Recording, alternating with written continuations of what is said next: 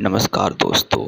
आज हम बात करेंगे पृथ्वी के स्थल खंड के बारे में। पृथ्वी पर महाद्वीपों के बारे में, हमारे महाद्वीपों का निर्माण कैसे हुआ तथा ये पृथ्वी पर कितना भाग पानी है और कितना भाग स्थल है।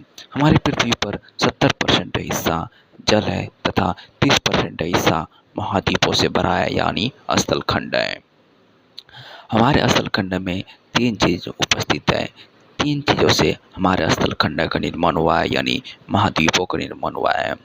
पर्वत, पठार और मैदान से। पर्वत, पठार, मैदान से ही हमारे स्थल खंड का निर्माण हुआ है। तो बात करें कि पर्वत, पठार और मैदान क्या है। सबसे पहले पर्वत क्या है।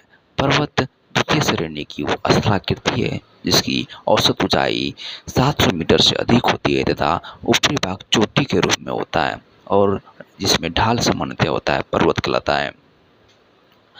पर्वत सभी देशों में लगभग पाए जाते हैं। भारत, अमेरिका, दक्षिण अमेरिका और भी बहुत सारे जगह पर पर्वत पाए जाते हैं।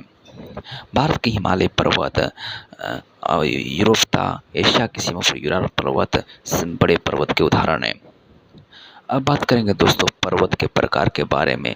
पर्वत बहुत प्रकार के होते हैं। कोई ज्वालामुखी पर्वत होता है, तो कोई वलय पर्वत होता है, कोई भ्रंश पर्वत होता है। तो पर्वत भी अलग अलग प्रकार के होते हैं। अब जो बात करें उसका पठार के बारे में। पठार क्या है। द्वितीय श्रेणी की स्थलाकृति है जिसकी औसत ऊंचाई जो है 300 मीटर से अधिक होती है, लेकिन ऊपरी भाग समतल होता है, उसे पठार कहते हैं। पठार का ऊपरी भाग समतल होता है, लेकिन पर्वत का ऊपरी भाग चोटी के रूप में होता है। पर्वत और पठार में यही अंतर है। पठार भी लगभग सभी देशों में पाए जाते हैं। अब बात करेंगे दोस्तों मैदान के बारे में। मैदान क्या है।